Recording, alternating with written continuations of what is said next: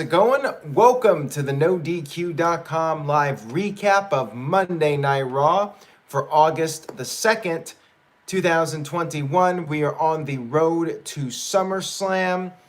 This episode of Raw took place at the Allstate Arena, Chicago. WWE's first time in Chicago since, I want to say, Survivor Series 2019, but I could be wrong on that.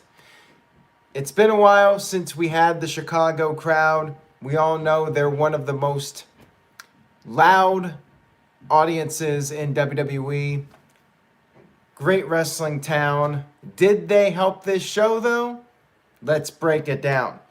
Matt Helms sent in a $10 super chat. He sent in no comment, but thank you very much for that, Matt. Much appreciated.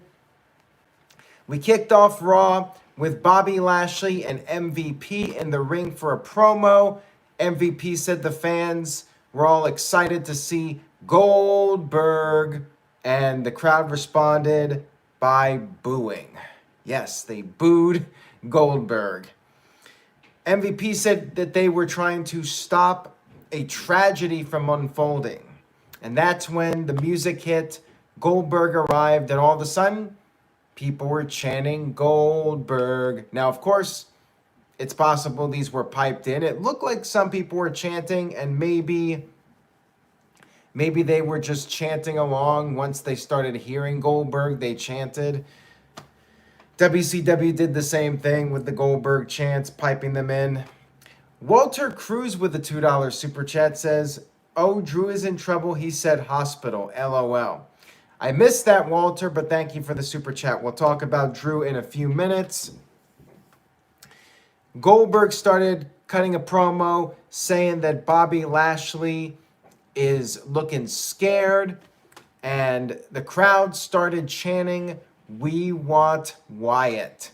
Of course, the big news over the weekend, Bray Wyatt was released from WWE. Make sure you guys check out, this is a quick plug, check out the No DQ panel video we did Sunday night talking about the Fiend and Bray Wyatt. That went almost an hour and a half. Check that out. Lots of good discussion with that. Felt like WWE at this point, once the "We Want Wyatt" chant started, they had to turn down the crowd audio because the chants were becoming a bit too much. Basically, the gist of the promo, Goldberg's going to win the WWE title. He said he lives by the spear, and Lashley will die by the spear. Goldberg took his leave. Lashley went to ringside and had some words with Goldberg's son, who looked very different from the last time we saw him. He was 10 years old back in 2016, but now he is 15, and puberty hit that kid hard. He looks way different from before, and I mean, he was almost as tall as Lashley and Goldberg, so maybe this kid has a future in the wrestling business. We'll have to wait and see. Anyways, MVP told the kid that Lashley is going to end his father's career. Goldberg returned and took out MVP with a spear. I kind of like the idea of getting Goldberg's son out there and doing this little angle. I liked it. The whole segment, though, was kind of WWE build up for a match 101. Nothing too special. Walter Cruz with a $2 super chat. Thank you for that. Says, slowest and weaking looking spear ever on MVP. Well, it's about as good as you're going to get from Goldberg. And there was another super chat from TJS. He sent in $3. He was on the Bray Wyatt panel. He says, what does chanting for CM Punk and Wyatt accomplish? Sad. That is something that Chicago fans and maybe fans in other cities do when they're bored. When they're not liking a segment, they'll let WWE know their dissatisfaction by chanting for something that they know WWE does not want people hearing on television. Because let's face it, these fans, they did buy tickets, sold out crowd, 13,000 people, whatever the number was. And they're chanting for people that are not working for the company.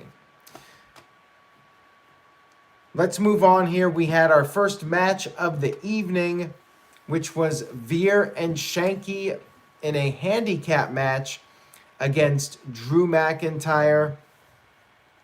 Drew McIntyre brought his sword to the ring, and good thing he did, because Jinder Mahal came in with a chair, causing a disqualification when McIntyre was on the verge of winning. You had all three guys, Mahal and his cronies, with steel chairs.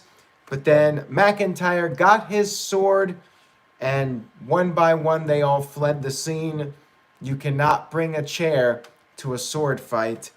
And then backstage, Drew McIntyre cut a promo saying that he will finish the job with Jinder Mahal. I feel bad for Drew. I mean, he's got fans again, but he's doing a program with Jinder Mahal. And that's what he's got going on right now. Don't know if they're going to have a match at SummerSlam, but poor Drew.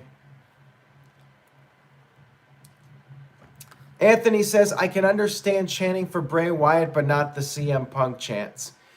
It's Chicago. I don't think we're going to hear CM Punk chants on a regular basis, unless, of course, once CM Punk reemerges, which he almost certainly will at this point, that will lead to a renewed interest in CM Punk and WWE fans start chanting for him. Shanti with a $2 super chat says, Aaron, I got some news that came from Bray's sister. Well, send it to me, nodqmisc@gmail.com. Thank you for that, Shanti. We had Rhea Ripley versus Nia Jax. Shayna Baszler was there at ringside. Rhea tried to headbutt Nia Jax, and there was no effect. She should know better. You don't headbutt those people with the Samoan blood, because it just doesn't hurt them. They have those really hard noggins, and it never works. You had a little bit of a miscommunication between Nia Jax and Shayna Baszler, and Rhea ended up taking down Baszler. Nia, however, was able to take advantage. She had a Samoan drop to Rhea on the ringside barrier, but then Rhea made a comeback, hit a top rope drop kick, and then Nia Jax regained control again.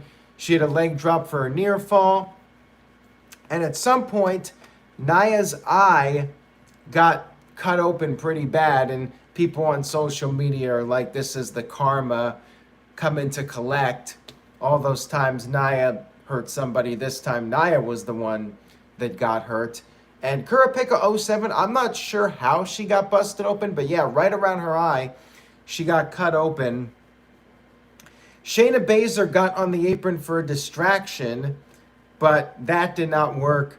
Rhea Ripley picked up the victory with a roll-up, because you have to have roll-ups on Raw. And after the match, Nia Jax was not happy. She yelled at Shayna Baszler. Shayna walked out on Nia, and then Rhea Ripley hit the riptide to Nia Jax, which, I guess builds up Rhea Ripley for the title match at the pay-per-view. Gary Joe says, after hearing this Chicago crowd live, you could so tell they were bored of the show. My friend Josh, who is probably the biggest diehard WWE fan I know, wanted to leave by the second hour. And Walter Cruz says, please hurry up and break up Nia Jax and Shayna Baszler. TJS says, nobody kicks out of the roll-up. Very true, TJS. And Biblical Adrian says, more team breakups. Well, they have been a team for a while, and yeah, WWE could really benefit from some more teams. We had Mace and T-Bar versus Ali and Mansoor. Now, Ali is from Chicago, his hometown. So letting you guys take a guess, for those of you that did not watch Raw, who won this match. If you thought Ali won this match, well, you were wrong. He did not win in his hometown. You had some nice moves from Ali and Mansoor, but in the end, what happened was Ali went to the top rope and Mansoor got knocked into the rope, which caused Ali to fall. And then T-Bar pinned Mansoor with the big boot. 50-50 booking. As Steve-O in the chat says, rematch Palooza. You had Lollapalooza in Chicago. This was rematch Palooza. And then after the match, Ali got laid out with the high justice from Mace and T-Bar, because why not? Why not, if you're going to do 50-50 booking, why not have the bad guys win the previous week and then have Ali win in his hometown? Like, how hard is it to have the hometown guy pick up a win for a feel-good moment? Anyways, we had Charlotte come to the ring for a promo to hype up her main event match with Nikki Ash. Another rematch, but this time it was no holds barred. Crowd started to chant for Becky, and she shut those down, saying that she sold out the Allstate Arena, not Becky. She said Becky was not there, and she told the truth. Still no Becky Lynch, and the word right now is that she will not be back until later this year, maybe around the time of the draft, which is going to be seen as a pretty big disappointment for a lot of people. And the fans keep chanting for Becky, and they might have to wait a while. We had Charlotte continue her promo, basically saying Nikki stole her title, yada, yada, yada. She talked about Simone Biles from the Olympics, saying that like her, she's about to have a nervous breakdown. She's an 11-time champion, and 3 times the Money in the Bank has been cashed in on her, and people are cashing in on her hard work, blah, blah, blah. And then Nikki came in the ring and hit Charlotte from behind with a steel chair. And yeah, that was your setup for the main event. Yeah, I mean, it was just basically building up the Raw main event.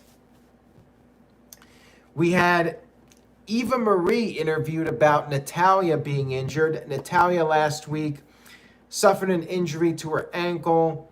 She needed some surgery, and the announcers said she should be back fairly soon, very soon. Not sure what they said exactly, but they did say soon. Time will tell how soon that is, though. Eva was like, who cares about the injury? We then had Tamina one-on-one with Doudrop, and you had Eva Marie getting up on the apron right away, causing a distraction. Doudrop got the advantage for a while. Crowd started chanting CM Punk, and that was also turned down with the audio. Tamina ended up picking up the win with a Samoan drop, and then backstage you had Alexa Bliss laughing, and she said the loser of the match is Eva Marie. And the crowd responded to this with "We Want Wyatt" chants, which once again, the audio was turned down as soon as those chants got going. Walter says he would rather go back to me reviewing NXT and stop Raw. Raw is just pathetic. Well, people tune into the Raw recaps. That's why I'm still doing them. There is a demand for Raw recaps. NXT, unfortunately, not so much. And Psycho Jet Black with a $2 super chat says, who's more over, Jinder Mahal or Eva Marie? Probably Jinder Mahal at this point, but that's not saying much. Darren says, will Tamina get a new partner or drop the titles? I'm thinking they're going to try to let Natalya rehab or whatever and then bring her back once she's ready and keep them as tag team champions and not change plans. Like, they rarely do much with the women's tag team titles anyways, so would not shock me if we have a month without the titles being defended and nobody bats an eye and WWE just brings back Natalya whenever she's ready, and you know they're still the tag team champions. I don't think they're going to do the 30-day thing because they really don't see the tag team titles as a priority. We had Matt Riddle having a backstage conversation with Damian Priest. Priest talked about how he was partying in Lollapalooza. And then we had Miz TV. And Miz screwed up right away, saying that he wants to let bygones be bygones. John Morrison, when Damian Priest came out for Miz TV, said that it is a splash hole free zone. Miz and Morrison were upset. They talked about how Damian Priest caused Miz to be injured. They did their correct routine, which led to more CM Punk chants. And I was enjoying this. Like, this is the type of segment that I love seeing the crowd crap on. Because these Miz and Morrison segments, they've been bad more weeks than not. And Miz and Morrison continued. Priest was basically daring the Miz to do something. If Miz is so pissed off, do something about it. And Priest said nobody wants to see a sidekick or a loudmouth jackass. Priest said he was there on Miz TV to challenge Sheamus to the U.S. title, but since Sheamus isn't there, he wanted a fight. And Morrison was in the ring, so we had a fight. We had a match, but before the match, Priest knocked Morrison out of the ring, and then he used the drip stick on the Miz, and I kid you not, there was like no reaction to this. Like, I thought like at least they would get a pop out of this, but nothing. Like, no crowd reaction to Miz getting sprayed with the drip stick. Like, not even the kids were reacting to it. Psycho Jet Black with a $2 super chat, thank you for that, says, do you remember the Simpsons episode about Lollapalooza? I do, when Homer was the human cannonball catcher, when he had the cannonballs being shot at his stomach. Cannonballs are designed to hurt. Mike B with a $5 super chat, thank you for that, Mike B, says, hardly watching boring ass Raw, just came here for the review. Off topic, I know, I'm sorry. Gonna miss Bray and everyone's favorite puppet, Rambling Rabbit. Well, it kind of is on topic because there were Bray Wyatt chants throughout the show. And yeah, I'm going to miss Rambling Rabbit. He was a very entertaining little fella, but unfortunately, nothing lasts forever. He will one day perhaps be in a WWE Hall of Fame if there ever is one, and you can get your picture taken with the one and only Rambling Rabbit. They should do that, like if they have access or an eventual Hall of Fame, a physical Hall of Fame, you got to have the puppets there so people can get their selfies with them. Walter Cruz with a $5 super chat, thank you for that, Walter, says, another waste of talent. Damian Priest should be on SmackDown winning several Universal titles. Not a dumb talk show segment nobody cares about since the 90s. I had no idea Miz TV was on since the 90s, but hey, what do I know? And TJS with a $3 super chat. Thank you, TJS. He says, thoughts on the episode where Selma marries GPA Simpson? Grandpa Simpson. You were too lazy to type that out, TJS. I don't remember that episode very well, so sorry for that, TJS, but serves you right for the off topic. Psycho Jet Black with the $2 super chat says, I want to see AEW Bunny versus Rambling Rabbit.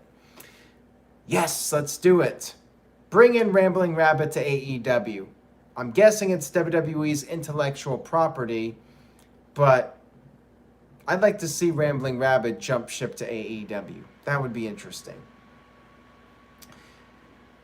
We had this match between Priest and Morrison. Miz sprayed Priest when he was climbing up the top rope. And Morrison got the upper hand for a while, but then Priest made a comeback, picked up the win. And then afterwards, Sheamus attacked Priest. Ricochet made the save, hit a springboard drop kick, and then we had Jimmy Smith Poor Jimmy. I hope he wasn't fed this line. If he was, I feel bad for him. If he wasn't fed the line, then shame on him. He said, and I quote, "Expect the unexpected after this." We had a commercial break.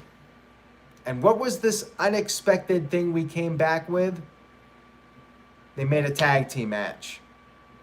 Yes. John Morrison and Sheamus versus Damian Priest and Ricochet.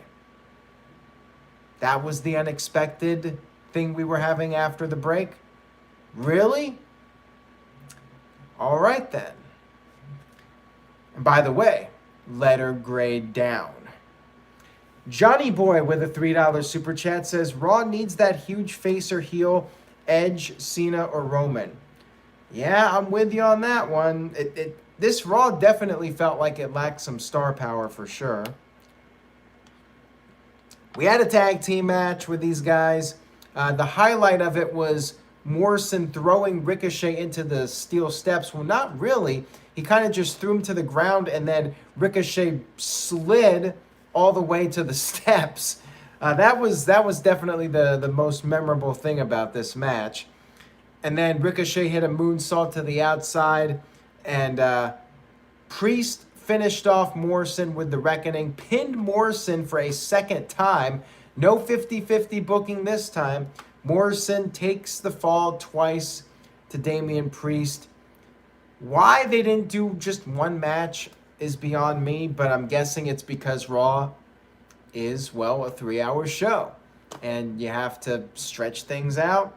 So we get 2 matches, and they could have accomplished the same thing by just doing one match. They could have just done the tag match.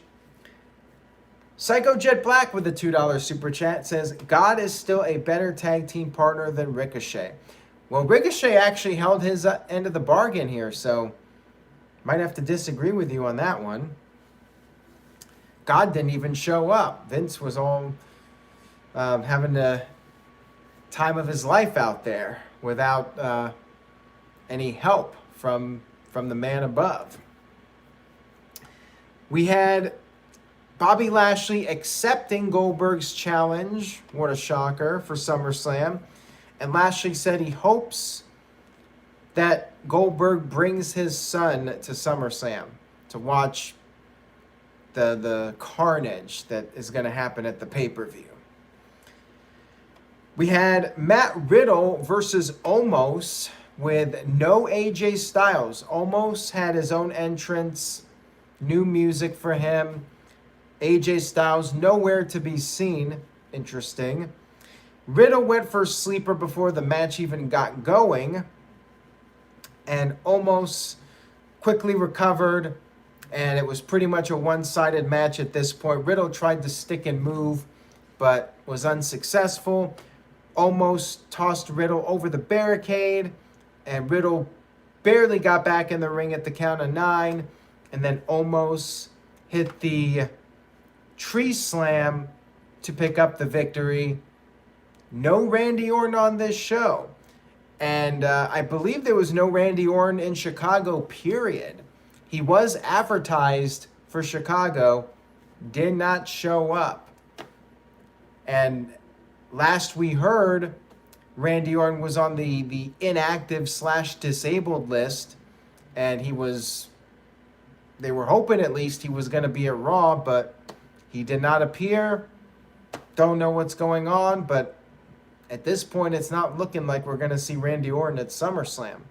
And who knows what's going on with AJ. Very interesting that AJ was not on this show. Walter Cruz with a $5 super chat. Thank you, Walter. Says, I meant no cares about talk show segments since 90s. Not Ms. TV, but Piper's Pit, Funeral Parlor, Heartbreak Hotel, Barbershop. That's when people cared. Yes, those talk shows tended to be better. Hell, even the highlight reel was a lot better than Miz TV, with all due respect to The Miz. I like The Miz, but he went from doing some awesome stuff in 2016 and 2017, and now he's just kind of a joke again. after winning the world title in February. Psycho Jet Black with a $2 super chat, thank you for that, says, almost has a personality without AJ. Almost.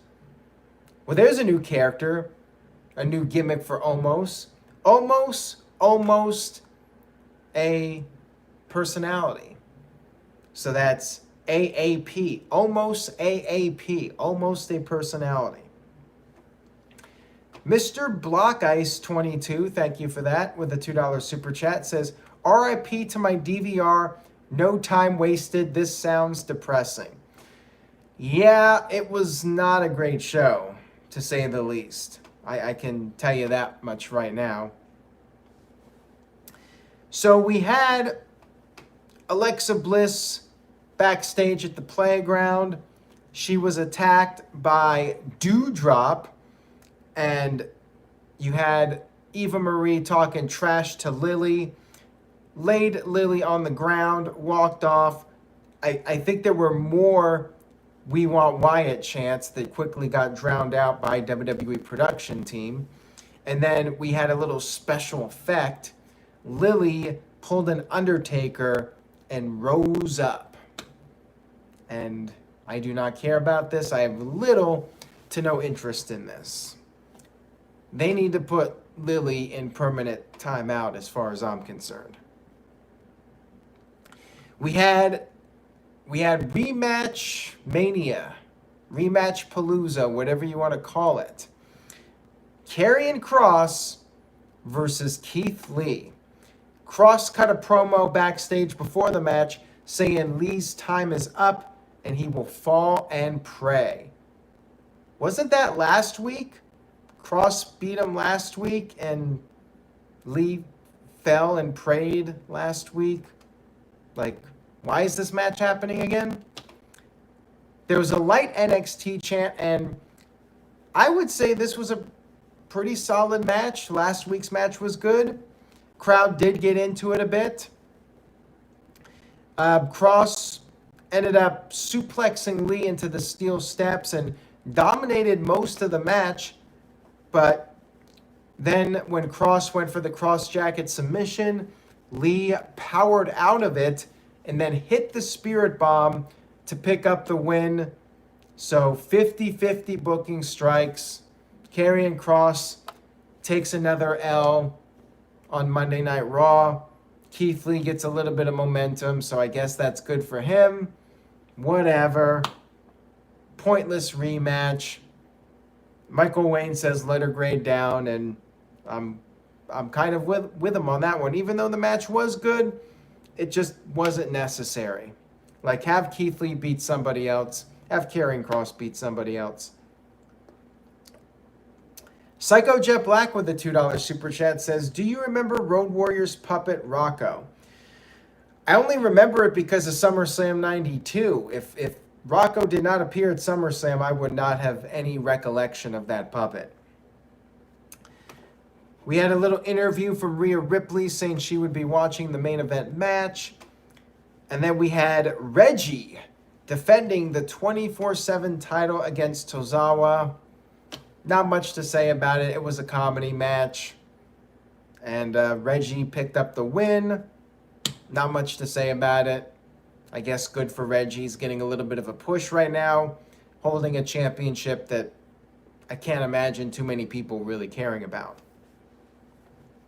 Marquand 1976 with a $5 super chat. Thank you for that. I appreciate it. Says, WWE advertises Lily for a tag team match and have a midget dressed as Lily wrestle. Wow, I want to punch myself for even thinking about this. That would probably not be a good idea. I think they could do what people were talking about for Sister Abigail. Maybe have Lily be an actual person and Alexa takes the doll and the doll becomes an actual human being.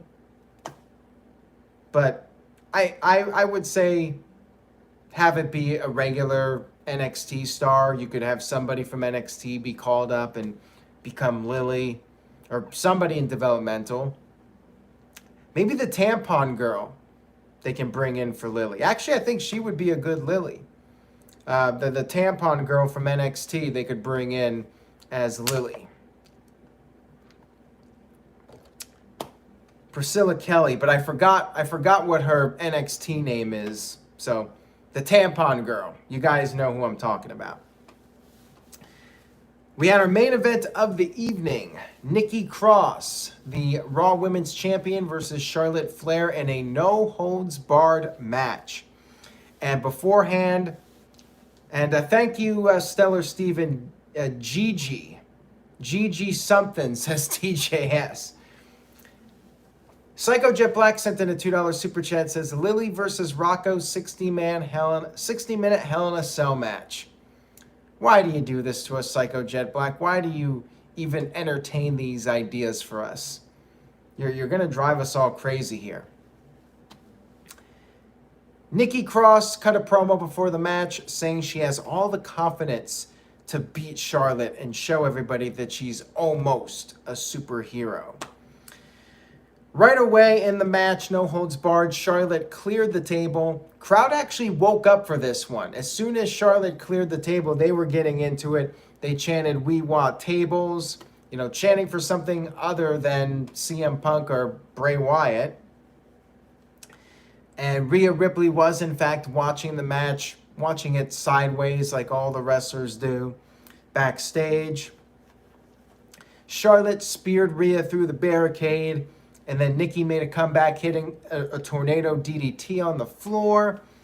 Charlotte then powerbombed Nikki through the table, which may have gotten the biggest pop of the evening. Crowd wanted the table. They got it. Maybe you should just do an entire show of tables matches if you want to please this crowd.